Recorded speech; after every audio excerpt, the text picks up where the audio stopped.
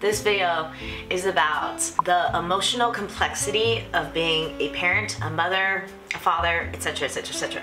I've been a mother for like 2.5 years. It's a totally different landscape than what you would expect it to be, and I feel like this would be very helpful for anyone that is on the fence about being a parent and want to see what it might be like on the other side, because once you do it, you're kind of like doing it. You can't return the kid, so. Or it could also be just something to validate what you're feeling, because that was a really hard thing for me when I was a first-time mother. You can only feel safe in specific spaces, and I want this to be a safe space. I've really encountered a lot of moms that feel a lot of shame, that don't want to seem like they don't love their kid or their kid's a monster. All those things are valid points why they hide what they feel, but I'm not like that. Obviously, I think it's justifiable to say that while I love my kid so incredibly much, like I have never felt a stronger love. I thought my husband was the love of my life. I was wrong. My kid is the love of my fucking life, and I love everything about her, and she makes me so patient. And it's really hard, and I like to talk about both because I just think it's just like healthier. So let's get into it. So again, these are my truths. You don't have to agree with them. They're just my opinions. You can have your own opinion. We're all entitled to our own opinions, and it's okay that we have different opinions because we have different life experiences and feelings and thoughts, and I digress. So you don't have to like agree with me. Don't be mean to me in the comments, thank you. Parenthood is complicated. There's a lot of rainbows and sunshines and joy, and their smiles so infectious, or like their laughter, or how soft they are. God, their BO, I love my kids' BO. It smells so good. It's weird, but it's really like stenchy, and I love it. I smell it every time, like in the morning. Gives me like vigor. But there's also other complexities. Like if you had a bad childhood, when my kid had her 2nd birthday, it was incredibly painful to remember that as a kid we didn't have birthday parties. My mom didn't gather for my friends to come over. We didn't sing happy birthday. You know, like all those things like I did miss out on because of the painful childhood. While my mom did her best, you know, my dad wasn't around. We didn't have a lot of support, so I understand that she was just trying to survive. But it's so painful to relive that because you're watching your kid do it, and my fucking kid looks exactly like me, and it's just so painful, but also very healing to see that while you deserved it, you didn't get it, and like there could be some jealousy from that, and then also watching her do it is also very healing because you can give her the childhood you deserve. Oh my god, I'm already crying. See? So complex. God, I cry so much. Keep it together, Tim. Anyway, so here are some of the other things I've experienced. I want to say that I feel like parenthood is really amazing and magical and beautiful and fucking ridiculously hard and painful, and like the highs are high and the lows are low. The days are long and the years are short. All these vague things that people say that doesn't really make sense to non-parents. It's like when you say the days are long and the years are short, you're basically saying that every single day is like Groundhog Day. You're living through boring to mundane things. Your body is fucking taxed to the max. Like I'm so skinny from working because my kid is like my fucking trainer, and she trains me from like 4 o'clock in the morning to like 7 o'clock at night, and she does it for fucking free. And she does this thing, I call it muscle confusion, where I think I'm taking a break, but then she'll be like, no, you have to dance with me. And then I'm so tired, I have to choose between her crying because I don't dance with her or me dancing with her. So no matter what, it's like choose my poison. I call it muscle confusion, where I think I'm gonna take a break and I just want to lay down, and then she's like, no, you have to get up. But it's magical as well too, because it's like I cry from like the growth she's doing. I cry from how much I've changed. I cry from joy. Sometimes when you're in severe pain, you cry when you see like the sunrise. You cry because you're so happy, but then you also really cry a lot because you're sad too. So it's kind of like, I wouldn't say it's only magical, because I feel like that's kind of crazy to say that. You wouldn't say that about the weather, you wouldn't say that about your husband, you wouldn't say that about your in-laws, you wouldn't say that about college, work. Even if you liked all those things, there's always going to be something you don't like, because life is not perfect. So I would never say that parenthood is just magical. It's both. And when they say the days are long, yeah, the days are long, but when you look back on the years, you feel all this like joy and meaning and like satisfaction. And yes, I mean, there are 2 schools of thoughts here, where you're like, you don't want to be miserable for 18 years because that's kind of how you feel, kind of. When you look back on your life, you will not regret having children sometimes. I don't know if that's always true either. Like, how can you say that about everyone? This is what I really hate about society. They think they know everything. They think you just have to follow the herd, that everyone should do what everyone else is doing because everyone else is doing it. It's stupid. And I feel like to make someone have a child, convincing them that it'll be very meaningful and basically not telling them how hard it is fucking deception. It's fucking like fucked up for you to do. What I really believe is that you are the only person that knows everything about your fucking life. You are the only one that can choose. You have to trust your own instincts. Like, you don't know for sure if anyone's gonna find meaning in this. They think about their own mental health problems. Maybe they don't have any mental health problems, but their parents did. And then you pass it on to your kid, and then your kid's all like fucked up already because of genetics, and then you have to take care of this like really fussy kid because of genetics. It's like a lot of things that you don't really know about the person's life. How can you tell them to fucking have children? You know, like, you don't fucking know their life. Don't tell them how to live their life. I'm sorry. I got like a lot of subjugation trauma and it comes back a lot. Fuck anyone that tells you what to do with your life. Only you know what to do. I also think that's a great parenting thing too. Like, if my kid asks me what she should do with her life, I'm always gonna turn it back on her. I'll be like, well, what do you think you're gonna do? The best thing you can teach your kid to do is not to depend on you. You should teach your kid to trust themselves. That should be the goal in life. Appreciation, lack thereof of appreciation. Your kid will never see how much work, how much lack of sleep, how much financially, how much emotionally, how much pain you're in, and they're going to still hate you for all the imperfections that you try to protect them from. Like, I think especially moms try so hard to be so perfect and then they fuck up because we are all human. It's very painful when your kid doesn't see everything that you do and all they see is everything you didn't do, you know what I mean? The point is that you feel so unappreciated as a mother, as a father, as a parent, etc. But I have a little bit of solutions for this. On the flip side of that, you could appreciate your mom and your dad a lot more for what they've done. My dad wasn't around for most of my life, but I still realized that he was probably showing me a lot of love when he was around. And then on the flip side of that too, I could be very appreciative. I should be more appreciative of my mom. She was a single parent, a single mom. She could barely get by. Every time she said no to us, I'm sure she had a lot of pain because she didn't have any resources to do the things we wanted to do. I don't know, like I'm sure I don't appreciate her enough. So I feel like that can help you heal a little bit more of your not having enough appreciation, to start appreciating the people in your life, or the people that really helped you as a child, or like even my husband. Like, when I don't feel appreciated, I try to appreciate my husband. It's kind of like weird, but then he'll appreciate you back. You know, like if you listen to them first and then they'll listen to you after kind of thing. Like, I know it's kind of like super annoying to do that, but it's also the best selfish, selfless way. Another thing I like to do is, I realize that if my kid's not going to give me appreciation, and my husband's not very great at giving me appreciation, though he tries his best, that I should be the one giving myself appreciation, that I should see what I do. So sometimes when I'm really upset because I have a lot of lack of appreciation, I like hug myself, I start journaling, I start saying all the things I fucking do all fucking day, you know? And then I say, I see what you do and I love you for it, and you're such a good mom. You're such a good, like, oh, I'm crying. You're there for your children. You're trying your best. And I see you. Oh my God. It's so sad and healing at the same time. And then I fucking give myself something, like I give myself a break. I don't take a nap. I don't know how to nap anymore. I rest. I rest my eyes, which is still very helpful. Whatever it is that helps you, you should do it. Because the reason why you don't feel appreciated and that you want appreciation is because you do too much, and really what you really probably want is a break from your kid. Not that she's not amazing, it's just taxing to like always give. See, even I have to do the reflecting thing where I'm like, my kid is amazing, which she is. She's the Cadillac of kids, and it's fucking hard. That's all I'm saying. That's all I'm saying. Let's just say it. You can say both. It's very nuanced to be like, it's not black or white, it's black and white. Oh my God. This is only the first section. I'm so fucked.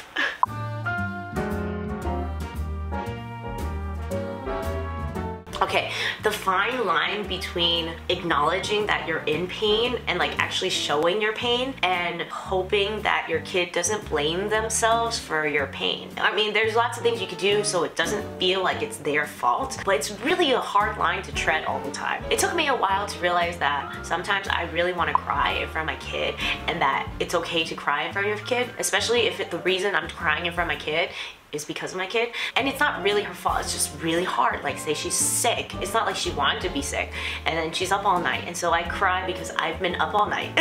My therapist was saying that it's very healthy to cry, which is true. It releases all this stress, it helps your internal world feel better. Like, crying is a healthy mechanism. So when I do cry in front of my kid and like she's wondering what's going on, I say like, mommy is just a little tired, so she's crying. She's just a little stressed, she's crying. Very vague things.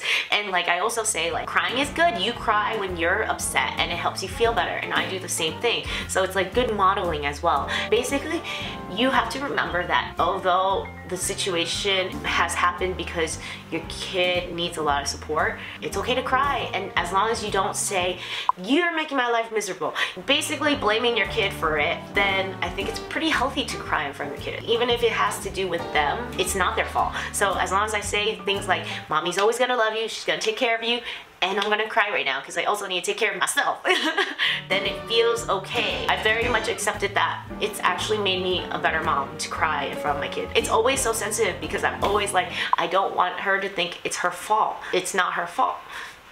But it's so hard to be a parent.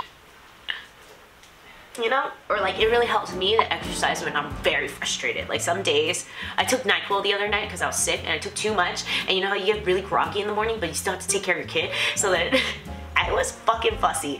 And so it helped me to regulate myself by doing jumping jacks like in front of her. It gave me that antidepressant that I needed on a day-to-day basis to get through this. It's very healthy, but it's okay to acknowledge that you're in pain. But you still should be honest with yourself and you should be like, hey, I'm feeling angry right now. What can I do to feel better? Like addressing and acknowledging your pain is super healthy. Denying it is only gonna make it worse, for sure.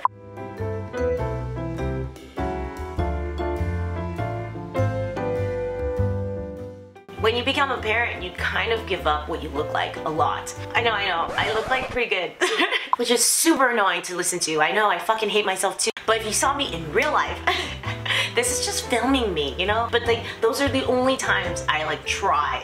Most of the time, my hair's in a high ponytail because that's how I sleep. I am wearing the same thing for 5 to 1 week. I'm never wearing makeup. I'm only just putting sunblock on. A lot of things I've given up. You know, showering every day, skincare every day. Not a lot of self-care here, baby.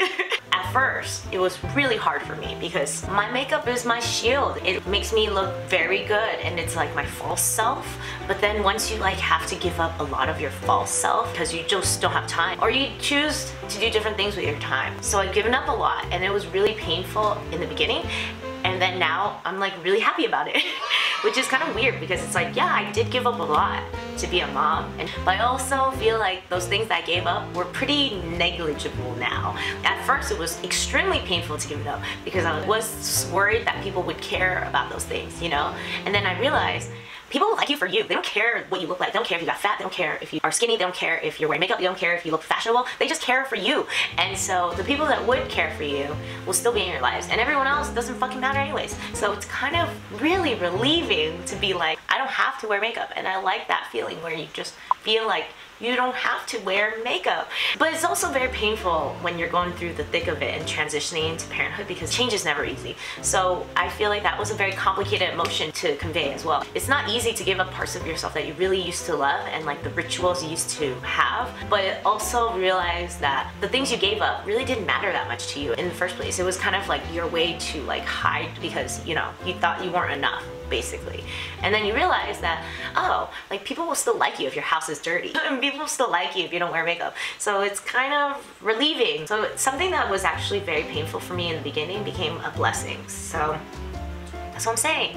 Parenthood is fucking complicated.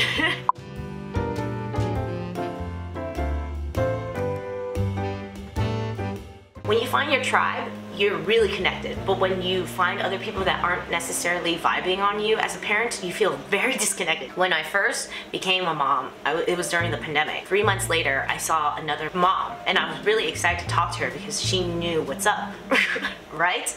That's what I thought. The pandemic made it really intense for me because I had no help. My mom, my mother-in-law could not come over, you know, like anyone that basically could help me, could not help me. Also, it's not his fault. Like my husband had postpartum depression, so that he was out. It was not also his fault because he had to go back to work, and it was very intense and very painful, and because he was depressed, you know, that was not easy either. All those things. So I was so excited to see this mom, and then I told her, it's so hard, I don't sleep, I'm so exhausted, da da da. She had the audacity to ask me if I fucking hated my kid.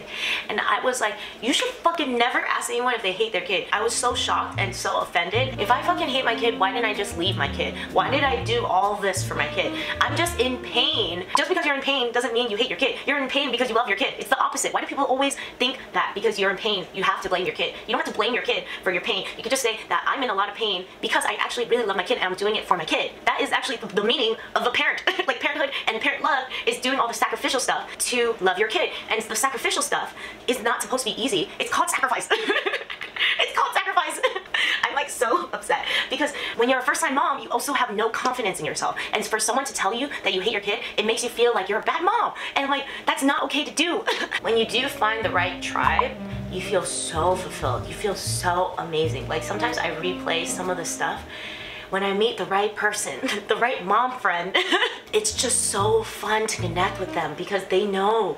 That's an amazing feeling. Like, I know that parenthood is really hard, but I wouldn't be connecting so intensely with anyone if I didn't have so much pain in my life. On the flip side of that, if you meet a parent that makes you feel shame, that makes you feel like you have to hide your issues, that makes you feel like they just pity you as opposed to like feeling compassion for you, then you don't need them in your life and you feel that huge disconnect. It's like people cannot take your pain. They just cannot. And I understand that they can't take your pain because not everyone's a therapist. Not everyone has the emotional willpower, the strength to take your pain. You kind of have to see if they are into what you're into. Like you're fishing for a friend. You fish and like see if they nibble at your truths. And if they don't, then you just gotta let it go and like move on to find different fish that really get you. I mean parents, you know what I mean. I don't know if you know what I mean, that was like a weird analogy, but when you find the right people, try to be connected to those people. See them as much as you can, like so that you can process all the things you feel, because you can't just go to your therapist all the time. You know, you're paying for that. Friendship is like kind of free therapy for everyone involved. It's really hard to talk to people about your pain, about parenthood. When people ask you about how it's going, sometimes you kind of have to be shielded and like lie. My friend from college was asking me like, how's parenthood, how's my child, and I told them, and then right away they said, well, you wanted this. Does that ever work for anybody?